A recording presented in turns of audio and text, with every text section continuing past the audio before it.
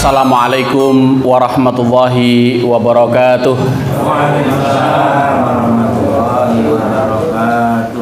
Bismillahirrahmanirrahim. Innal hamdalillah nahmaduhu wa nasta'inuhu wa nastaghfiruh wa na'udzu billahi min syururi anfusina min sayyiati a'malina.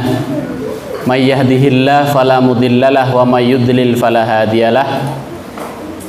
Asyhadu an la ilaha illallah wahdahu la syarikalah wa asyhadu anna Muhammadan abduhu wa rasuluhu la nabiyya ba'dah. Allahumma shalli wa sallim wa barik ala nabiyyina Muhammad ibn Abdillah wa ala alihi wa ashabihi wa mawalah wa man tabi'ahu bi ihsanin ila yaumil qiyamah. Qala Allah ta'ala fi kitabihil karim, a'udzu billahi minasyaitonir rajim. Bismillahirrahmanirrahim. Ya ayyuhalladzina amanu taqullaha haqqa tuqatih wa la tamutunna illa wa antum muslimun. Amma ba'du. Dumateng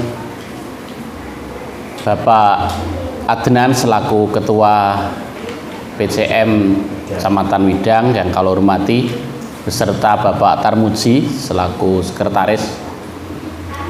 Dumateng Bapak-bapak pengurus PRM Ngadipuro, ibu-ibu pengurus pimpinan ranting Aisyah Ngadipuro, mungkin juga dengan segenap ortum lainnya yang berkesempatan hadir dalam kesempatan ini. Bapak-bapak pengurus takmir Masjid Hidayatullah Dusun Klewer, Desa Ngadipuro ingkang ugi kawula hormati, lan sedaya mawon Bapak Ibu para jamaah ingkang dipun rahmati Allah Subhanahu wa taala.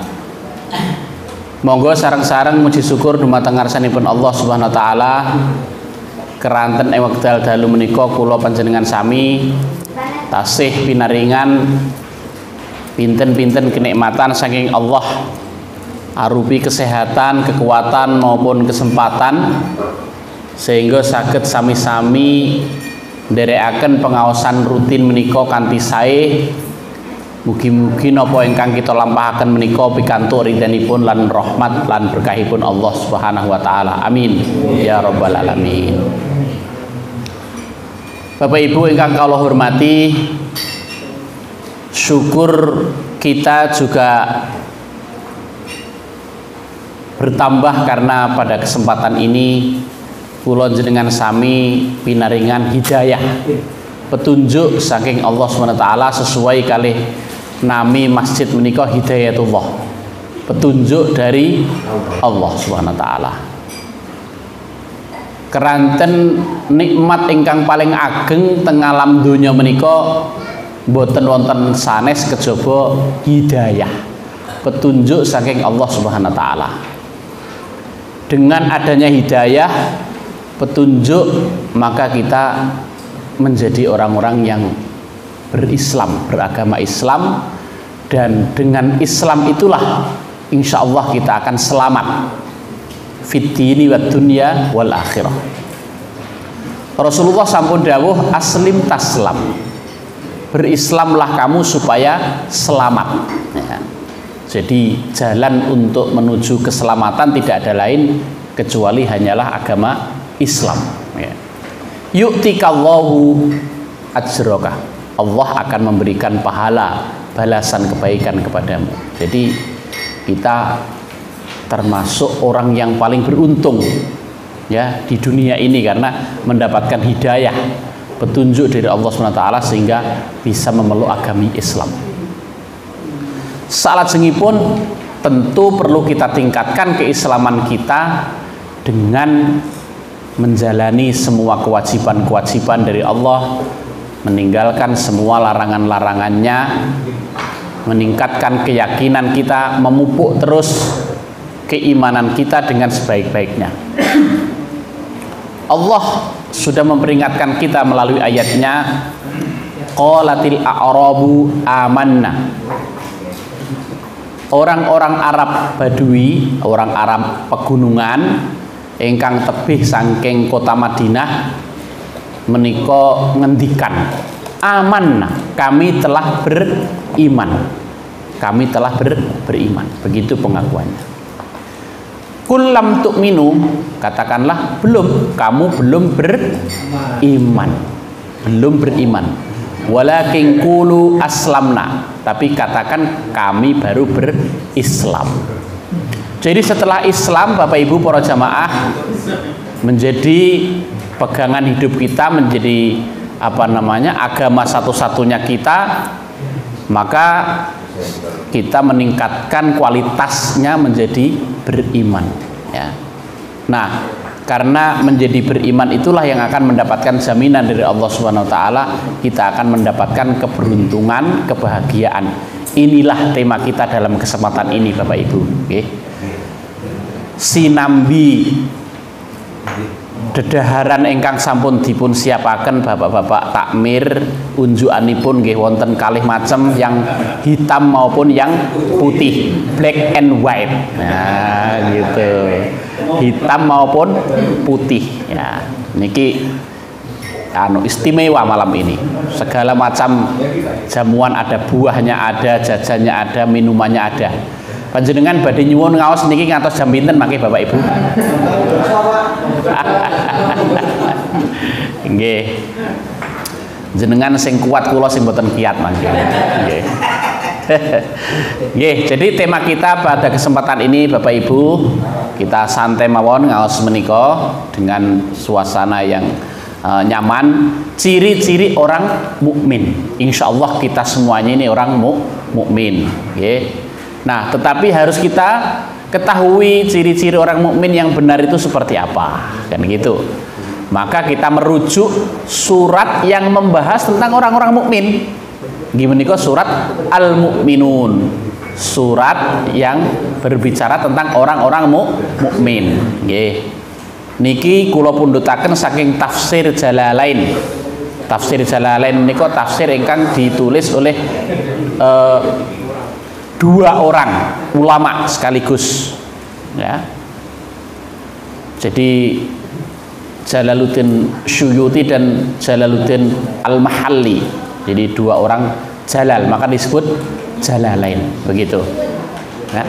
Di dalam surat Al-Mu'minun ayat pertama hingga ayat yang ke-11.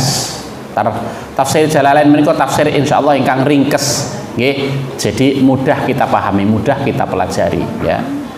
Allah berfirman, a'udzubillahi minasyaitonirrajim, qad aflahal mu'minun alladzina hum fi sholatihim khashi'un walladzina hum 'anil lagwi mu'ridun walladzina hum lizzakati fa'ilun walladzina hum li furujihim hafizun illa 'ala azwajihim aw ma malakat aymanuhum fa innahum ghairu malumin faman ibtagha wara'a dzalika faulaika humul 'adun walladzina hum li amanatihim wa ahdihim ra'un walladzina hum 'ala shalawatihim yuhafizun ulaika humul warithun alladzina yarithunal firdausa hum fiha khalidun.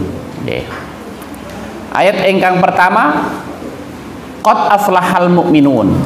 Qad, ya, itu artinya adalah sesungguhnya, ya. Qad, lafat atau kata-kata qad itu menunjukkan kesungguhan, pasti, ya. Ya, jadi litahqiq, bahasanya itu litahqiq, untuk menunjukkan kepastian, ya, kesungguhan. Jadi kata-kata yang ada setelahnya itu berarti menunjukkan pasti. Jadi seperti firman Allah di dalam surat Asy-Syams, qad aflaha man zakkaha wa qad khaba man dassaha, gitu. Sungguh berbahagia orang yang membersihkan jiwanya, dan sungguh merugi orang yang mengotori jiwanya. Jadi qad itu pasti, kalimat setelahnya itu menunjukkan itu pasti, ya, pasti. Qad aflahal mu'minun, sungguh aflaha itu beruntung, ya. faza, berbahagia. Jadi pasti beruntung, ya. Pasti berbahagialah al-mu'minun, orang-orang yang mukmin. Ya, ini jaminan dari Allah Subhanahu wa taala. Orang-orang mukmin itu pasti beruntung, pasti berbahagia. Bejo kemayangan cara Jawane, nggih. Bejo kemayangan, gitu. Itu orang mukmin. Jaminan dari Allah Subhanahu wa taala. Baik di dunia dan pasti di akhirat, gitu. Nah, selanjutnya kita harus paham yang disebut orang mukmin yang sejati itu siapa saja, bagaimana ciri-cirinya. Ayat nomor kalih nggih menika ciri ingkang nomor setunggal, alladzina hum fi sholatihim khoshi'un. Alladzina yaiku wong-wong hum yang mereka itu fi sholatihim ing dalam sholatipun, di dalam sholatnya khoshi'una, mereka itu khusyuk, ya. Di dalam tafsirnya disebutkan mutawadhi'una, ya, merendahkan diri dengan penuh perasaan kepada Allah Subhanahu wa taala.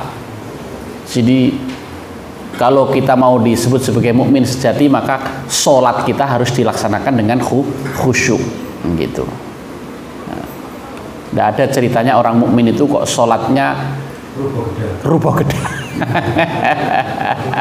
gerusa gerusu, ya, jelungkar jelungkir. Nggih, harus diperhatikan adab tata cara yang benar sesuai dengan petunjuk tuntunan dari Rasulullah SAW. Rasulullah sampun dawuh untuk memberikan tuntunan kepada kita terkait dengan sholat itu, shollu kama ra'aitumuni usolli. Sholatlah kalian sebagaimana melihat aku sholat. Nah, Bapak Ibu, para jamaah, khusyuk menika macemipun wonten 3. Nggih. Ingkang sepindah al khusyu'u fil harokah. Khusyuk dalam hal gerakan. Nggih. Khusyuk dalam hal gerakan. Jadi saya katakan tadi itu kalau kita sholat itu jangan seperti olahraga. Jadi harus diperhatikan antara satu gerakan ke gerakan yang berikutnya, itmi'nannya, tumakninahnya, ketenangannya harus diperhatikan. Ya, sholat itu apalagi kalau sendirian makin lama makin bagus, ya. Terutama kalau sholat malam, okay? Karena waktu malam itu waktu yang paling tenang, yang paling hening untuk melaksanakan sholat, gitu. Jadi gerakannya harus tenang, tidak boleh tergesa-gesa, gitu, ya. Jadi mulai dari takbiratul ihram, kemudian ruku', ya, kemudian i'tidal, sujud, duduk di antara dua sujud, sampai salam, semuanya kita laksanakan dengan tenang, gitu. Dan harus kita perhatikan gerakan-gerakannya, gitu. Umpaminipun, ya, ini banyak yang kadang kurang diperhatikan. Pandangan mata kita ketika berdiri, kemudian ketika ruku', kemudian ketika duduk, baik duduk tawarruk maupun duduk iftirash, itu harus diperhatikan. Ketika kita berdiri, maka pandangan mata kita ke arah tempat sujud. Jadi ternyata tidak ke depan, Bapak Ibu, nggih. Jadi pandangan mata kita ke arah tempat sujud, tidak boleh ke depan apalagi ke tempat lainnya. Rasulullah mengancam, ya, hendaknya segera menghentikan orang yang pandangan matanya itu ke atas ketika sholat, atau mereka akan disambar kilat petir, begitu ancamannya Rasulullah SAW, begitu, ya. Kemudian ketika tasyahud itu beda lagi, pandangan mata kita ke arah telunjuk yang sedang berisyarat. Jadi begitu. Jadi harus diperhatikan. Punggung juga harus lurus ketika kita melakukan ruku, 90 derajat. Bahkan dalam sebuah riwayat itu disebutkan Rasulullah itu ketika ruku, punggungnya lurus sehingga seandainya dituangkan air di atas punggungnya itu tidak akan jatuh airnya itu karena saking lurusnya 90 derajat gitu ya. Di dalam sholat berjamaah juga harus diperhatikan ya, karena Rasul sudah menyebutkan innama ju'ilal imamu liyutamma bih. Imam itu dijadikan untuk diikuti. Fa idza kabbara fakabbiru wa idza raka'a farka'u wa idza sajada fasjudu wa idza qala sami Allahu liman hamidah faqulu rabbana walakal hamdu. Jadi beliau menjelaskan imam dijadikan panutan ketika sholat. Kalau dia sudah bertakbir, bertakbirlah. Jadi fa di situ mengandung pengertian lalu. Jadi tidak bersamaan. Ngaten nggih? Lalu bertakbirlah. Ya. Kalau sudah ruku', rukuklah. Kalau sujud, sujudlah. Kalau membaca sami Allahu liman hamidah, maka bacalah Rabbana. Ada yang jamaah itu kadang-kadang juga membaca sami Allahu liman hamidah. Iki jane pengen dadi imam apa piye kan begitu. Nah, gitu. Jadi kalau imam itu membaca sami Allahu liman hamidah, makmum membaca Rabbana walakal hamdu gitu. Nah, ini contohnya khusyuk di dalam gerakan, khusyukul harakah. Nggih. Nomor kalih Bapak Ibu para jamaah, al khusyu'u fil qiraah. Khusyuk dalam hal bacaan. Nah, ini juga penting, terutama ketika sholat berjamaah bagi imam mutlak harus membaca dengan khusyuk, dengan benar. Karena bacaan imam yang benar sesuai dengan kaidah ilmu tajwid, ya, ilmu qiraah dan seterusnya, itu akan mempengaruhi kekhusyuan makmumnya. Nah, ngaten, nggih. Ya. Allah sudah memerintahkan pada kita warattilil qur'ana tartila. Bacalah Al-Qur'an itu dengan tartil, ya. Pengertian tartil itu menurut para ulama tajwidul huruf wa ma'rifatul wuquf.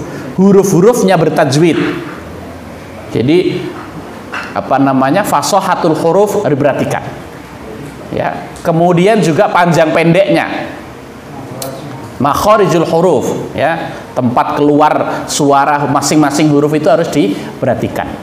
Ya, kalau pendek dibaca pendek, kalau panjang dibaca panjang. Panjang itu pun bermacam-macam. Ada yang 1 alif, ya, ada yang 2,5 alif, ada yang 3 alif, ya, ada yang Ada yang 2, ada yang 4, ada yang sampai 5. Mat arid lis sukun itu bisa panjang. Hum fiha khalidun. Nah, itu mat arid lis sukun. Tapi kalau mat iwat tidak boleh terlalu panjang. Wal adiyati dhabha. Tidak boleh dhabha, tidak boleh. Gitu. Ya. Juga kalau pendek tidak boleh dipanjangkan. Al-qari'ah. Tidak boleh dibaca al-qari'ah. Nah, begitu. Jadi itu khusyuk di dalam hal bacaan. Apalagi Bapak Ibu, ketika kita membaca huruf-huruf itu ada maknanya sendiri-sendiri, ya. Salah-salah kalau kita salah membaca, maknanya berubah, ya. Misalnya Allah berfirman di dalam surat Abasa, wujuhu yauma idzin nadhirah ila rabbiha nadhirah. Nah, kan gitu. Antara nadhirah yang pertama dengan nazirah yang kedua itu berbeda maknanya, ya. Yang pertama itu pakai dhad yang besar, yang tebal, dhad. Kalau membunyikan harus pipinya menggelembung, bo. Nah, tapi yang kedua ada keluar nafas dari mulut, zo, sehingga pipinya tidak menggelembung. Nah, itu maknanya berbeda. Nabirah itu artinya adalah berseri-seri, sumringah, bunga. Nah, wujuhu yauma idzin nabirah, wajah-wajah pada hari itu berseri-seri, sumringah, tur bunga. Nah, gitu. Ila rabbiha nazirah, karena melihat kepada Tuhannya. Itu menceritakan orang-orang ahli surga yang mendapatkan kenikmatan tertinggi di surga itu dapat bertemu dengan wajah Allah Subhanahu wa taala. Nah, itu. Ya. Jadi kalau ini membacanya berbeda, maka maknanya juga bisa berbeda, sehingga harus kita perhatikan. Beda bunyi antara da dengan za dengan za, ha dengan ha. Nah, itu beda. Ha dengan kho. Ya, itu berbeda. A dengan a. Gitu. Alim dengan alim itu berbeda. Yang pertama yang pakai hamzah itu artinya adalah menyakitkan, ya begitu. Tapi kalau alim itu mengetahui. Nah kan berbeda, maknanya tidak nyambung. Nah, karena itu harus diperhatikan. Jadi ini maksudipun napa al khusyu'u fil qiraah, khusyuk di dalam hal bacaan. Engkang nomor 3 Bapak Ibu para jamaah, khusyuk fil qalbi, al khusyu'u fil qalbi, khusyuk di dalam hati. Nah ini yang paling sulit, ya. Paling sulit itu adalah khusyuknya hati ketika kita sholat. Ya, kula panjenengan sami pasti menginginkan ketika sholat itu khusyuk. Jadi dari rumah ke masjid Hidayatullah niki pun niat wis pokoknya sholat sing temenan, sudah tidak ingat apapun, ya. Tapi kadang-kadang di dalam sholat itu hal-hal yang tidak kita ingat sebelumnya malah teringat. Nggih, jenengan nate napa mboten ngoten niku? Terus sering nggih. Nggih, sami berarti kali kula ngoten niku. Nggih. Nggih. Napa malih butuhan? Nggih. Mes mau wis tak tutupi apa durung ta? Ya, gitu. Engko nang kudanan kan gitu. Pangan wereng kan gitu. Tikus. Ya. Pacul mau wis disinggah napa durung kan begitu. Kunci mau ning ndi wis disinggah napa durung. Nah ngoten niku. Padahal sebelum sholat ya enggak kepikiran, tapi justru di dalam sholat ketika sholat itu kita ingat. Bapak Ibu, itu tidak terjadi kebetulan. Setan memang mengganggu kita seperti itu. Karena itu ketika setelah membaca doa iftitah, sebelum membaca surat Al-Fatihah, Rasulullah memberikan tuntunan kepada kita membaca A'udzubillahi minasyaitonirrajim min hamzihi wa nafthihi wa nafthihi. Aku berlindung kepada Allah dari godaan setan yang terkutuk, dari bisikannya, dari rayuannya yang menggoda kita, begitu. Ya, jadi seperti itu. Jadi soal yang ketiga ini yang paling sulit. Ya, khusyuknya hati. Satu ketika Rasulullah pernah, siapa di antara sahabat-sahabatnya yang bisa sholat dengan khusyuk, maka akan diberikan hadiah gamis, ya, boleh pilih antara yang warna hijau atau kuning, kan begitu. Sahabat Ali sekaligus menantu beliau memberanikan diri maju, kemudian beliau sholat 2 rakaat, salam ke kanan dan ke kiri. Ditanya oleh Rasulullah, bagaimana Ali sholatmu tadi? Susah ya Rasulullah, saya tadi terbayang nanti gamis yang saya pilih yang hijau atau yang kuning. Nah, kan begitu.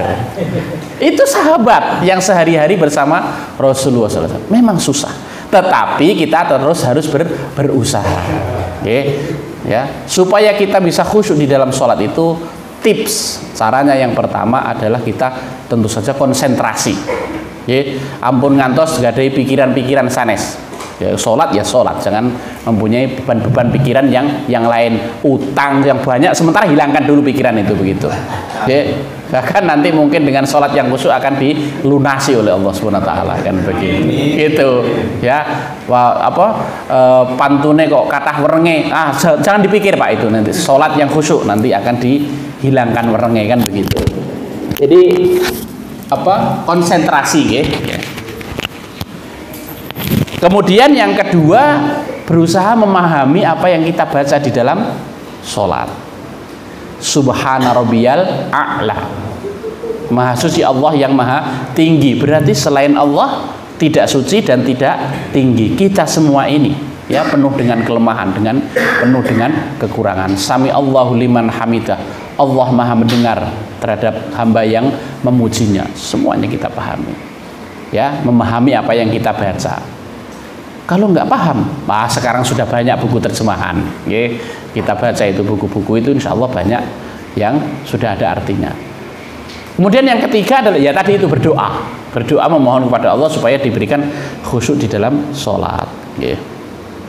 Jadi itu cara-caranya agar kita bisa khusyuk di dalam sholat, sekaligus kita memahami apa saja unsur-unsur yang ada di dalam khusyuk di dalam sholat itu, supaya kita bisa berusaha ya. Salajengipun Bapak Ibu para jamaah ingkang nomor kalih ciri orang mukmin, walladzina hum 'anil laghwi mu'ridun. Walladzina, dan orang-orang 'anil laghwi, terhadap hal-hal yang sia-sia. Maksudipun sia-sia menika napa nggih? Lelampahan ingkang boten wonten ginanipun, boten wonten manfaatipun. Nggih. Ya, mereka itu disebutkan di sini minal kalami wa ghairi. Jadi baik dari ucapan maupun selain itu, apapun yang tidak ada manfaatnya, mu'ridun, mereka menjauhi, menghindarinya. Jadi orang-orang mukmin, orang-orang yang selalu berusaha mengisi setiap waktunya itu dengan hal-hal yang bermanfaat, yang berguna. Okay. Ngopi, sak cekapipun mawon, ampun kok semalam suntuk terus ngopi teng warung kopi, mboten ngoten nyaten. Ngerumpi, ngerasani lan sanes-sanesipun bisa-bisa malah mendatangkan napa mudarat. Ya. Bisa mendatangkan fitnah, kan begitu. Okay. Jadi hal-hal yang tidak ada gunanya dihindari. Riyen niku wonten catur, sekak niku nggih. Niku kadang-kadang nek sampun saking asiknya supe, nggih ngoten. Lupa segala-galanya. Main game. Nah niki adik-adik, anak-anak yang tidak ada gunanya diajak untuk menghindari. Apapun yang tidak ada gunanya dijauhi, dihindari. Karena Rasulullah SAW sampun dawuh, min husni islamil mar'i tarkuhu ma la ya'ni. Di antara kebaikan Islam seseorang itu dia meninggalkan hal-hal yang tidak bermanfaat, tidak berguna. Ya persis seperti ayat ini. Ya, apalagi kita ini memahami bahwa waktu yang disediakan oleh Allah kepada kita itu sangat terbatas. Nggih, sangat terbatas. Nggih. Paling-paling kita ini usianya tidak jauh dari Rasulullah. Beliau berusia 63 tahun. Berarti umatnya tidak jauh dari itu. Pak Adenan sampun pinten yusmanipun sakmenika? Tinggal bonus. Gitu. Nggih, tinggal bonusnya. Nggih. Pak Sumiran nggih sampun pensiun, berarti pun kelewat kan ngoten. Ya, tinggal tunggu saatnya saja kan begitu. Jadi masing-masing kita itu sedikit sekali waktu yang disediakan oleh Allah kepada kita. Bahkan Imam Ghazali bertanya kepada murid-muridnya, apakah yang paling dekat di dunia ini? Anggota tubuh kita, urat nadi kita. Beliau kemudian, itu benar, tetapi ada yang lebih dekat. Yang lebih dekat dengan kita adalah kematian kita. Nah gitu. Jadi oleh karena itu kalau kita mengingat hal itu, kita tidak main-main dengan waktu yang diberikan oleh Allah Subhanahu wa taala. Setiap waktu digunakan oleh Allah untuk bersumpah. Mulai dari sebelum subuh. Itu Allah berfirman, wal fajri walayalin asyr, gitu. Demi waktu fajar. Ketika waktu fajar Allah sudah bersumpah demi waktu fajar.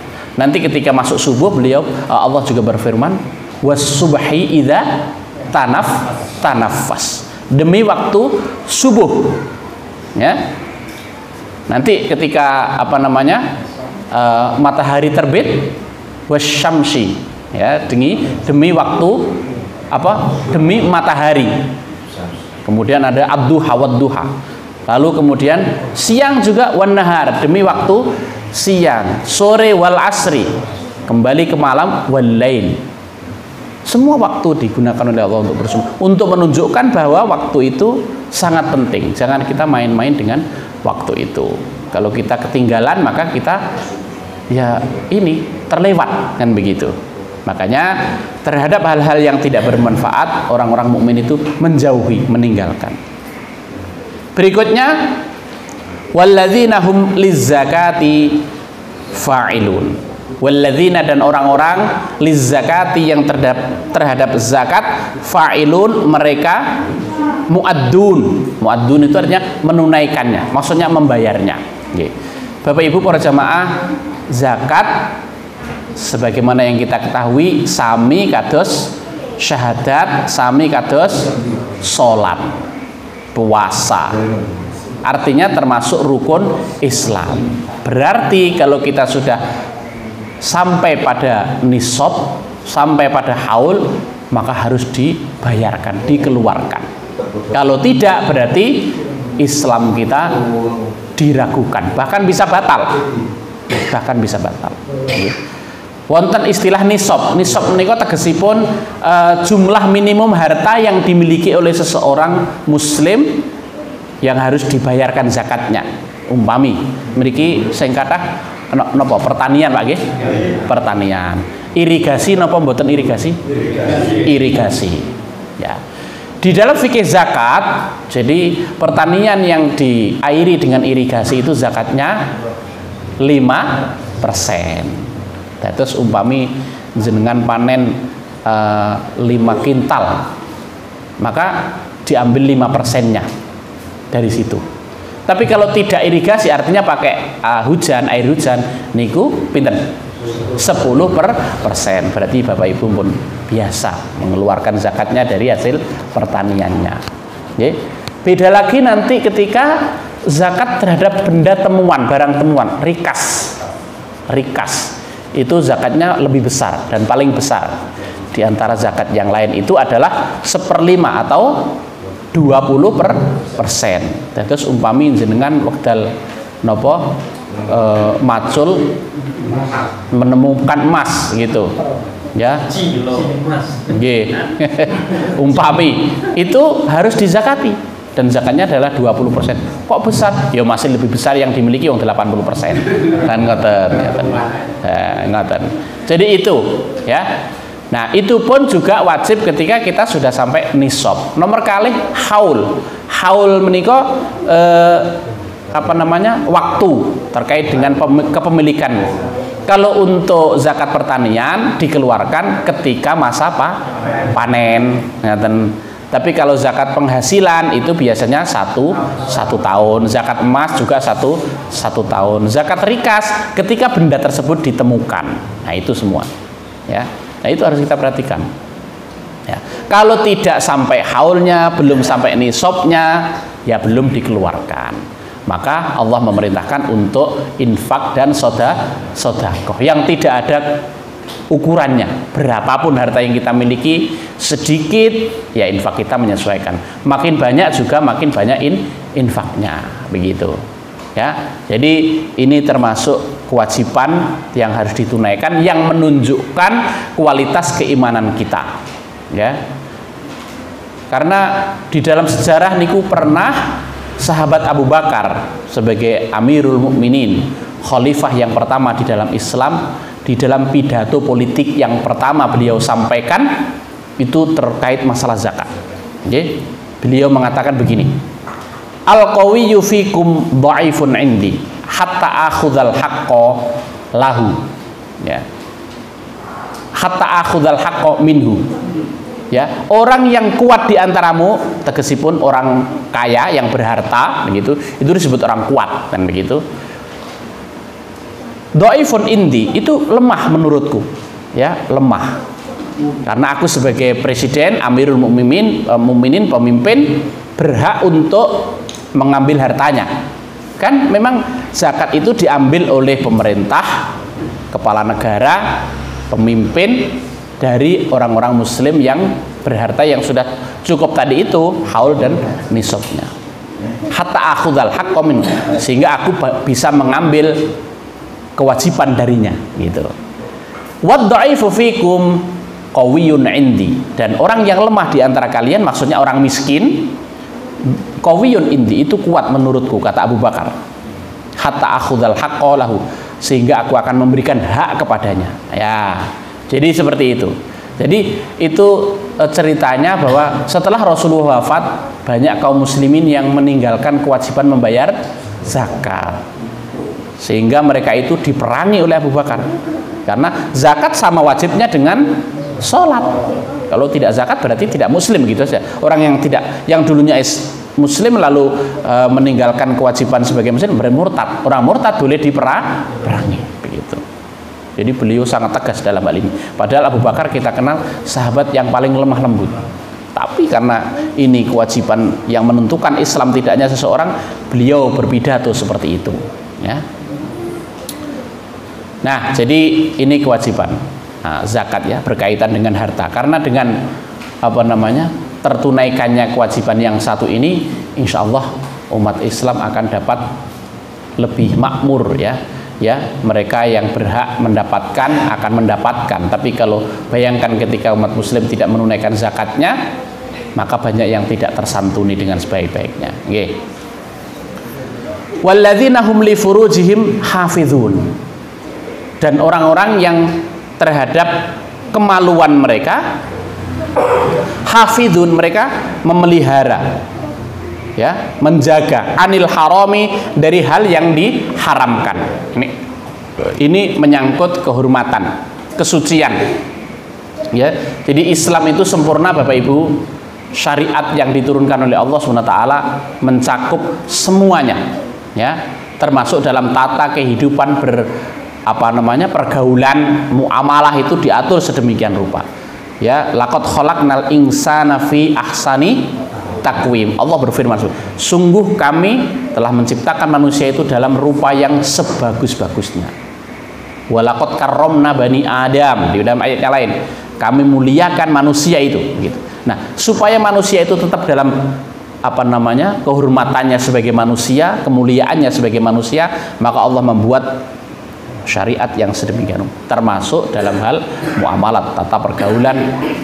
Allah mengharamkan zina, tetapi memperbolehkan nikah. Bahkan Rasulullah mengatakan, barang siapa yang tidak mau menikah, maka dia tidak termasuk golonganku atau umatku, katanya begitu. Karena dulu ada sahabat yang, aku tidak mau menikah dengan wanita, aku mau ibadah terus. Tabattul namanya itu, ibadah terus, begitu. Kamu yang bilang begitu, sedangkan aku ini adalah orang yang paling mulia di sisi Allah, tapi aku makan juga berpuasa, ya, aku tidur juga sholat, dan aku juga menikahi wanita. Jadi kita ini manusia pasti diciptakan oleh Allah dengan fitrah kita, ya. Rasa cinta pasti ada pada makhluk yang bernyawa. Itu pasti, sejak dulu hingga kini, itu pasti. Ya. Jadi itu pasti. Jadi tidak mungkin itu kita pungkiri.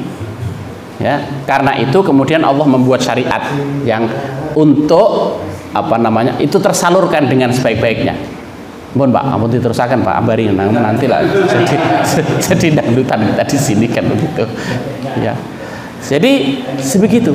Makanya Allah sudah menyediakan syariatnya, nikah, kan begitu, ya, nikah. Nah, itu sekali lagi untuk menjaga kehormatan kita, ya, supaya tidak jatuh pada yang haram, ya. Karena itu hal-hal yang bisa menjurus kepada yang haram itu Islam mencegahnya. Itu yang disebut dengan tindakan preventif, pencegahan. Zina itu mulai dari mendekatinya saja tidak boleh. Wala taqrabuz zina. Jangan dekati zina itu. Jadi hal-hal yang bisa mendekatkan kita pada zina jangan dilakukan. Mulai dari pandangan, mendengarkan, apapun, ya, godaan-godaan yang lainnya dihindari, kan. Karena itu tidak ada konsep pacaran di dalam Islam. Yang ada adalah khitbah, meminang, ya, nazar, nontoni, ya, melihat. Itu pun ya terbatas pada saat itu saja, tidak kok kemudian setelah khitbah ditonton terus, fotonya disimpan di HP lalu kemudian dilihatin terus, ya, dah begitu. Ya, nazar, ya, setelah itu baru nikah. Itu semata-mata karena ingin menjaga kemuliaan manusia. Nah, tidak dilarang kalau kepada siapa? Ayat yang ke-6, ya. Illa ala azwajihim aw ma malakat aymanuhum fa innahum ghairu malumin. Ya.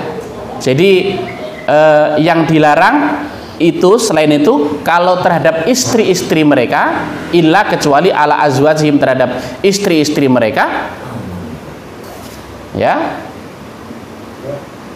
ai min zaujatihim. Jadi atau terhadap istri-istri. Jadi mereka au ma malakat aimanuhum, atau terhadap hamba sahaya mereka, ya, atau terhadap budak mereka.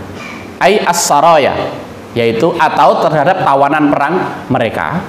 Fa innahum, maka sesungguhnya mereka itu ghairu malumin, tidak tercela, ya, tidak tercela fi ityanihinna, untuk mendatanginya, untuk menggaulinya, untuk mengumpulinya, ya. Jadi sudah dibuat sedemikian rupa Bapak Ibu, ya. Jadi istri itu yang halal, yang sah, yang ketika menggaulinya bukan hanya boleh, tetapi juga merupakan ibadah, mendapatkan pahala dari Allah Subhanahu wa taala. Sampai sahabat heran, "Ya Rasulullah, mengapa kami mendatangi, menggauli istri kami berpahala?" Lalu ditanya balik oleh Rasulullah, "Bagaimana kalau seandainya kamu melakukannya pada orang yang bukan halal? Apakah berdosa, bermaksiat?" "Ya tentu saja." Nah, kalau begitu ketika kamu mendatangi istrimu karena itu halal, maka berpahala. Jadi itu, ya, sesuatu yang hina, ya, menjadi mulia dengan adanya nikah, kan begitu, ya. Nah, oleh karena itu di dalam Islam itu juga sudah diatur bagaimana kita membatasi pandangan, menjaga pergaulan, ya. Ada yang namanya mahram. Mahram menika tegesipun wanita yang haram dinikah, baik karena hubungan darah, hubungan perkawinan, maupun hubungan sesusuan. Ada mahram muabbad, haram dinikah untuk selama-lamanya, itu hubungan darah. Misalnya antara ibu dengan anak laki-laki, ya. Kemudian antara saudara laki-laki dengan saudara perempuan, saudara kandung, ya. Kakek dengan cucu dan seterusnya yang hubungan darah, yaitu mahram muabbad. Ada mahram muaqqad, haram sifatnya sementara karena hubungan perkawinan. Jadi seorang laki-laki menikahi wanita, ketika wanita itu meninggal maka dia boleh menikahi adiknya, namanya turun ranjang begitu. Kalau dinikahi dalam waktu yang bersamaan, itu yang dilarang oleh syariat. Wa antajma'u bainal ukhtaini illa ma qad salaf. Kamu tidak boleh menikahi dua wanita yang bersaudara sekaligus dalam waktu yang bersamaan, illa ma qad salaf, kecuali yang sudah terjadi di masa lalu, masa jahiliyah, belum turun Islam, begitu, ya. Jadi begitu. Nah, terhadap mahram, maka seorang laki-laki boleh melihat sebagian anggota tubuh wanita, ya.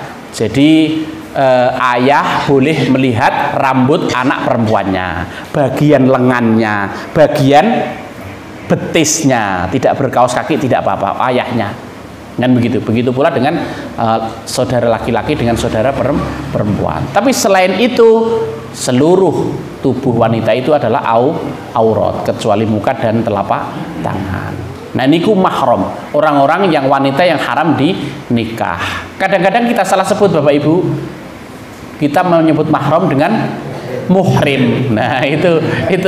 Jadi itu sebetulnya maknanya berbeda. Muhrim niku tegesipun orang yang sudah berpakaian ihram ketika mau melaksanakan haji atau umroh, dan kemudian membaca niatnya labbaika hajjan atau labbaika umrotan. Nah, itu disebut apa? Muhrim. Jadi orang yang sudah berpakaian ihram dan mau melaksanakan rukun haji ataupun umroh. Jadi seperti itu, sudah membaca lafadz niatnya haji dan umroh itu. Nah, ini semuanya dalam rangka menjaga itu, azwajihim, istri-istri mereka. Bagaimana dengan budak? Begini Bapak Ibu, jadi budak itu sekarang di dunia ini tidak ada lagi perbudakan. Artinya hukum ini pernah berlaku dulu, ya. Dan mungkin saja kalau ke depan masih ada perbudakan, hukum ini juga tetap berlaku. Tawanan perang juga begitu. Biasanya pihak atau pasukan yang menang itu kan menawan pihak musuh, menjadi tawanannya. Nah, tawanan itulah yang kemudian berhak diapakan oleh yang menang, yang menang perang. Begitu, termasuk seandainya wanita itu jadi tawanan perang, maka yang berhak memilikinya itu boleh melakukan apapun sebagaimana dia melakukannya terhadap istrinya, gitu ya. Tetapi kalau tidak ada kondisi seperti itu, maka kembali kepada kondisi normal. Nah, kemudian dalam ayat yang ke-7 Allah memberikan ancaman, Bapak Ibu, famani betagho wara'a dzalika faulaika humul adun. Faman, maka barang siapa ibtagho, yang menginginkan atau mencari, wara'a dzalika, selain itu, ya, minaz zaujati was saraya kal istimta bilyat fi ityanihinna. Nah, gitu tafsirnya itu. Jadi siapa yang menginginkan selain itu, maksudnya selain istri-istri sendiri, hamba sahaya, wanita tawanan, mereka untuk pelampiasan hajat biologisnya, seumpamanya melakukan masturbasi, ya. Bagaimana Allah mengatakan faulaika humul adun, maka mereka itulah orang-orang yang melampaui batas, ya, melampaui batas. Al mutajawizuna, ya, al mutajawizuna isman la yahillu lahum, ya, al mutajawizuna ilaiha la yahillu lahum, mereka melampaui batas, ya, yang halal dan melakukan hal-hal yang diharamkan bagi mereka. Nah, jadi sudah ada batasan-batasan, Bapak Ibu. Maka begitu akad nikah itu diucapkan, merubah segala sesuatunya. Yang asalnya haram menjadi halal, kan begitu. Yang asalnya tidak keluarga menjadi keluarga. Konsekuensi hukumnya juga ada, kan begitu. Ya, yang tadinya bukan mahram bisa menjadi mahram, dan begitu seterusnya, dan begitu seterusnya. Nah, kalau itu semuanya dilanggar, nah, tidak lagi memperhatikan hal itu, seperti budaya orang kafir yang mereka itu ada kumpul kebo, mohon maaf, ya, kan begitu, berkumpul tanpa menikah, gitu, budaya orang kafir itu maka dikatakan oleh Allah faulaika humul adun, mereka itulah orang-orang yang telah melampaui batas, gitu. Nah, ini jadi tata pergaulan, hubungan muamalat diatur sedemikian rupa oleh Allah SWT. Yang tadi tentang zakat juga begitu, hak dan kewajiban antara si kaya dengan si miskin. Dalam hal hubungan personal, individual, secara vertikal kepada Allah juga diatur, sholatnya harus dilaksanakan dengan khusyuk. Yang berikutnya, ya, masih berhubungan dengan tata pergaulan muamalat, ya, dalam ayat yang ke-8, walladzina hum li amanatihim wa ahdihim ra'un, ya, walladzina, dan orang-orang hum yang mereka itu li amanatihim, terhadap amanah-amanah mereka, ya, jam'an wa mufradan, kadang-kadang dibaca jamak atau plural, kadang-kadang dibaca mufrad, maksudnya kadang-kadang dibaca amanatihim, kadang-kadang dibaca amanatihim, nah dibaca pendek, ya, makanya panjang dan pendek itu juga mempengaruhi maknanya, begitu. Amanatun dengan amanatun itu berbeda. Amanatun itu satu amanah, kalau amanatun beberapa amanat, ya. Dan orang-orang yang terhadap amanah-amanah yang mereka bebankan, yang dipercayakan kepada mereka, wa ahdihim, dan janji mereka, fima bainahum au fima bainahum wa bainallahi min sholatin wa ghairiha, ya, tafsirnya baik janji yang ada di antara mereka, maksudnya janji manusia dengan manusia, maupun janji dengan Allah Subhanahu wa taala, ya, seperti sholat. Jadi janji manusia dengan Allah itu misalnya sholat, ya, ataupun ibadah-ibadah yang lainnya, ya. Bagaimana sikapnya? Ra'un, mereka menjaga, memelihara. Hafidhun, mereka menjaganya. Nah, itu Jadi ini sekali lagi hubungannya sudah muamalat, tata pergaulan Bapak Ibu. Amanah seperti yang kita pahami bersama, ada penjelasan Rasulullah terkait dengan sifat orang-orang munafik. Ya, orang munafik itu kalau berbicara berdusta. Ayatul munafiki thalathun. Idza hadatsa kadzaba. Jadi ciri orang munafik itu ada 3. Kalau dia berbicara berdusta. Wa idza wa'ada akhlafa. Dan kalau dia berjanji mengingkari. Wa idza tumina khona. Kalau dia diberikan amanah dia khianat. Nah, sebaliknya orang-orang mukmin, ini ayat ini, ya. Walladzina hum li amanatihim wa ahdihim raun. Orang-orang yang terhadap amanah yang dipercayakan pada mereka, janji yang sudah mereka ucapkan, mereka itu memelihara. Jadi pantang bagi orang mukmin itu untuk cidro janji, tegone kowe ngapusi. Nah, gitu. Itu bukan menjadi sifat orang mukmin, ya. Kau yang mulai, kau yang mengakhiri, kau yang berjanji, kau yang mengingkari. Itu sifat orang munafik. Tapi kalau orang mukmin itu yang berjanji ya menepati. Ya, kalau berjanji menepati. Kalau diberikan amanat dia menunaikan dengan sebaik-baiknya. Jadi jangan sampai seperti orang munafik yang cidro janji tegone kowe ngapusi. Jadi itu sifat orang-orang munafik yang tidak ada pada diri orang-orang yang mukmin. Kadang-kadang berat. Makanya sesungguhnya kalau kita tahu beratnya menanggung amanat, itu kita pasti tidak akan mau dan mampu memikulnya. Allah Subhanahu wa taala sudah menceritakan itu. Inna aradnal amanata 'alas samawati wal ardi wal jibali fa abaina ayyahmilnaha wa asfaqna al insan fa hamalaha al insan wa asfaqna wa hamalaha al insan, kan begitu. Sesungguhnya kami ya pernah memberikan amanah untuk menjadi khalifah di muka bumi itu kepada bumi, kepada langit, kepada gunung-gunung, tapi semuanya itu tidak mau. Ya, asfaqna, mereka tidak mau, tidak mampu memikulnya, menanggungnya. Ya, lalu kemudian manusia mau menanggung amanat itu.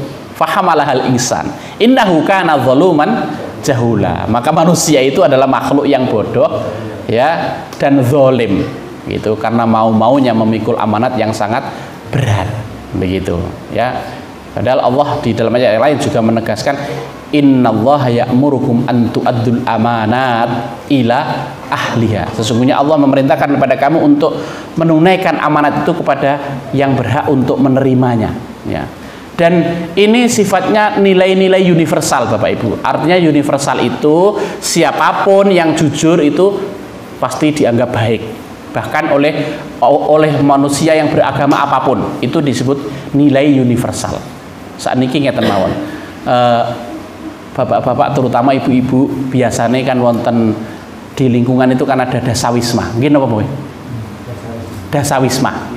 Kerukunan antar tetangga sebanyak 10 kakak. Gitu.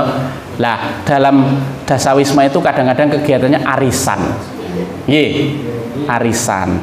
Ada 1-2 orang anggota yang kadang-kadang tidak bisa datang atau ikut.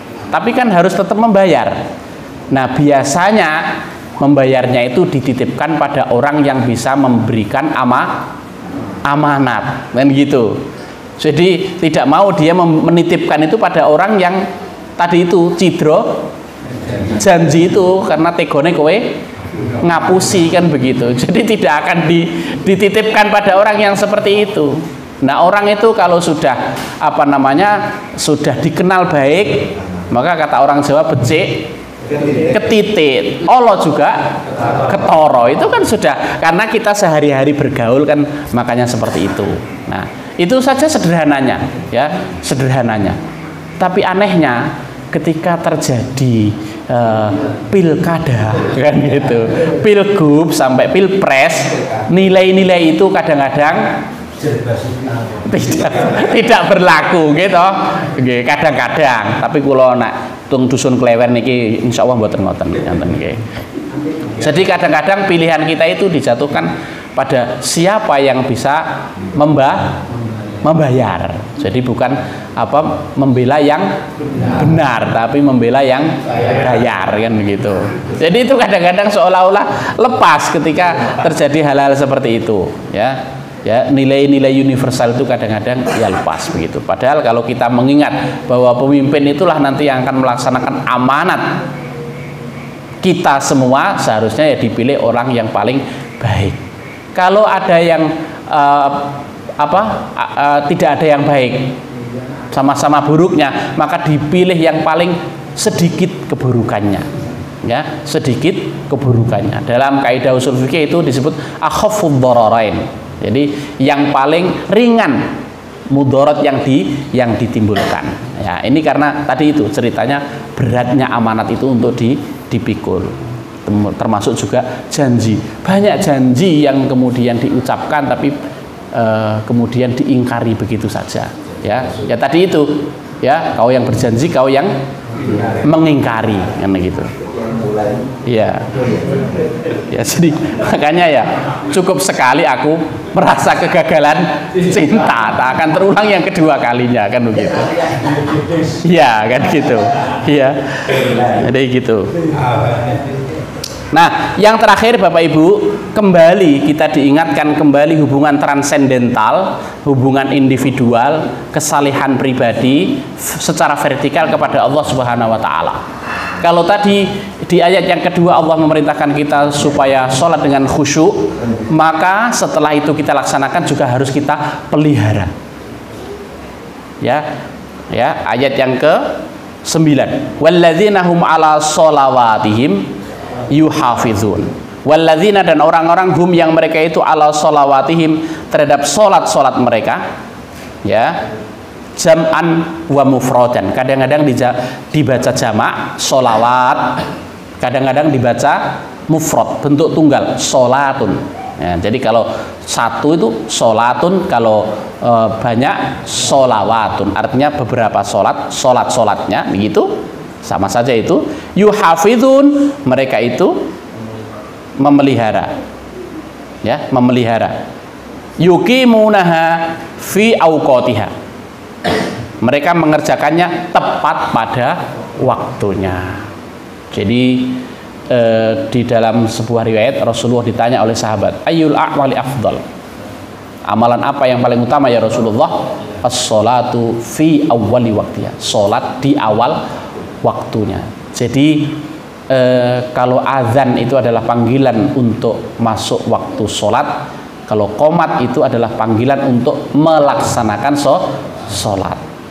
Ya, jadi bergegas untuk menuju sholat kalau sudah tiba waktunya. Ya, di daerah lain ada kadang-kadang azannya itu disesuaikan dengan jam pulang kerja orang di sawah. Teng mriki mboten ngoten Pak nggih? Mboten. Nah, di daerah lain ngoten terus terang. Jam sekawan kadang-kadang setengah gangsal nembe azan. Nggih. Karena kalau sudah ada azan otomatis buruh-buruh tani itu pulang, kan begitu. Nah, kalau nanti azannya sesuai dengan waktu, juragane sing rugi, kan ngoten. Nggih, juragane sing rugi ngoten. Itu kurang tepat. Sebetulnya ya ketika waktu sudah masuk itu dikumandangkan azan, lalu kemudian kita sholat begitu. Karena disebutkan di dalam surat An-Nisa itu inna sholata kanat alal mu'minina kitabam mauquta. Sesungguhnya sholat itu adalah kewajiban bagi orang-orang mukmin yang sudah ditentukan waktu-waktunya. Jadi kapan waktunya, zuhur, asar, maghrib, isya, subuh, semua sudah ada waktunya. Dan penentuan waktu itu Bapak Ibu dengan ilmu hisab. Begitu ya, dengan ilmu hisab. Jadi pada jam berapa, menit keberapa, detik keberapa, ya, lintang selatan, lintang utara, bujur timur baratnya itu sudah ada semua. Sudah detail gitu.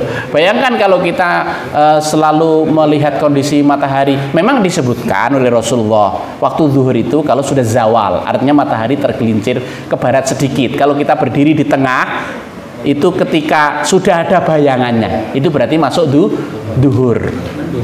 Kalau mendung, terus pundi kan ngoten. Nah, kalau asar itu ketika bayangan kita lebih panjang daripada tubuh kita. Nah, gitu. Sudah cenderung ke barat. Kalau maghrib itu ketika langit kemerahan di barat. Isya ketika merahnya sudah hilang. Nah, kan begitu.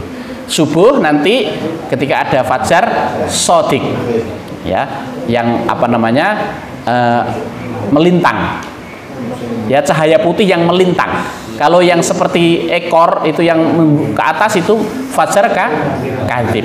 Ya. Tapi sekarang pun kita tanpa melihat itu sudah ada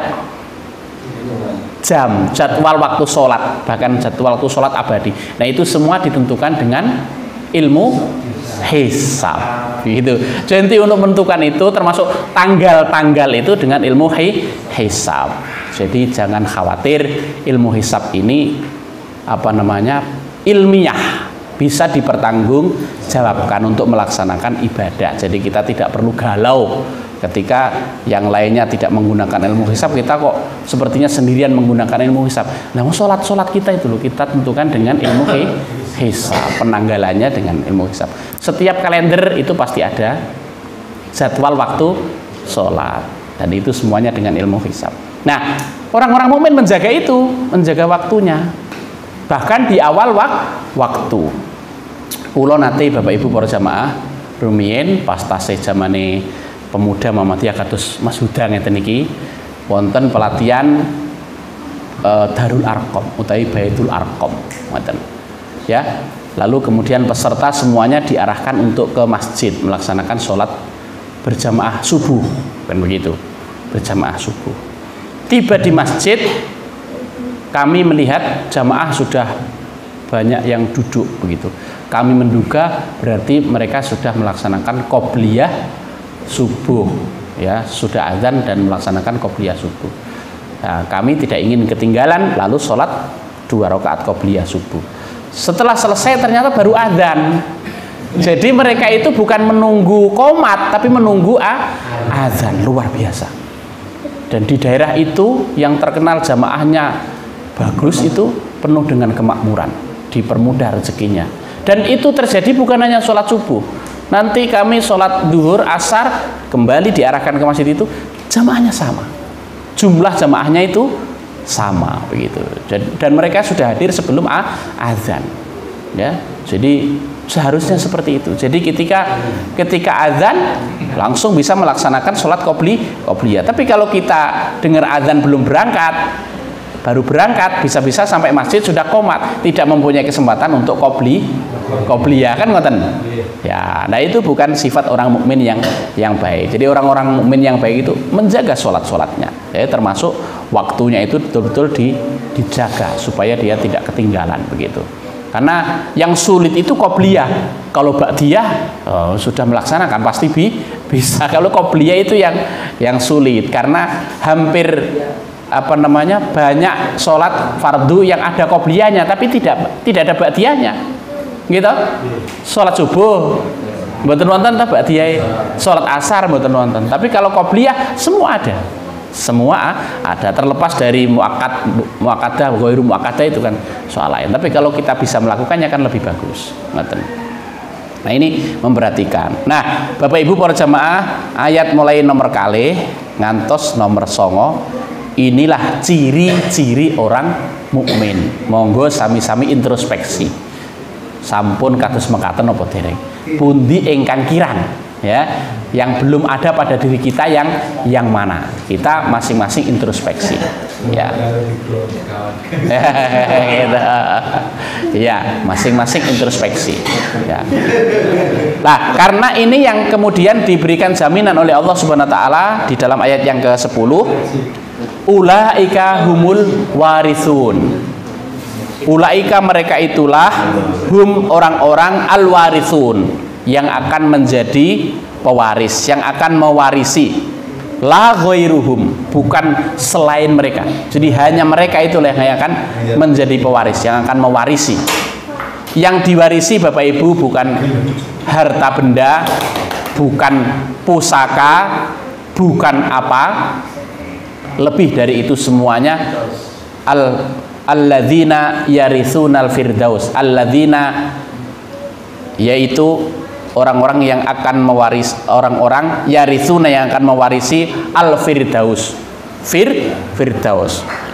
Disebutkan di dalam tafsir ini, huwa jannatun a'lal jannat, a'lal jinan, ya. Firdaus itu adalah surga yang paling tinggi. Jadi derajat surga yang paling tinggi itu adalah surga Firdaus, ya, surga Firdaus. Ada tingkatannya, kalau nggak salah ada 8 jenis surga itu, ya. Nah, surga yang paling tinggi itu adalah Firdaus. Orang-orang dengan ciri-ciri tadi itu akan mendapatkan surga Firdaus. Orang-orang yang masuk ke surga Firdaus adalah orang-orang yang khusus, ya. Kalau tamu itu disebut sebagai VVIP, very very important person, ya. Orang yang sungguh sangat penting, nah, begitu, ya, karena kemuliaannya tadi itu, ya, dan itu akan dibalas oleh Allah dengan surga Firdaus. Hum fiha khalidun, mereka semuanya itu akan kekal di dalam surga itu, ya. Jadi kekal itu ya selama-lamanya, nggak akan balik lagi ke neraka, terus di situ selama-lamanya. Dan itulah kehidupan akhirat, ya. Kehidupan akhirat itu tidak ada kehidupan lagi setelahnya. Beda dengan kehidupan dunia ini. Kalau kita mendapatkan kesenangan, ya sudah meninggal ya selesai, kan begitu, ya. Semua yang pernah menjadi raja di dunia ini pasti akan meninggalkannya, begitu, siapapun, begitu. Jadi kalau ada orang yang bilang bahwa penguasa itu bisa menentukan nasib orang, pertanyaan kita, terus nasibnya dia sendiri siapa yang menentukan? Nah, kan begitu, ya. Semuanya seiring dengan waktu pasti akan berakhir, ya. Kullu syai'in halikun, segala sesuatu itu akan binasa illa wajhah, kecuali zat Allah Subhanahu wa taala. Yaitu di dunia ini seperti itu, ya. Sebaliknya, kalau kita mendapatkan kesulitan, ya, kesengsaraan, ya tidak akan selamanya.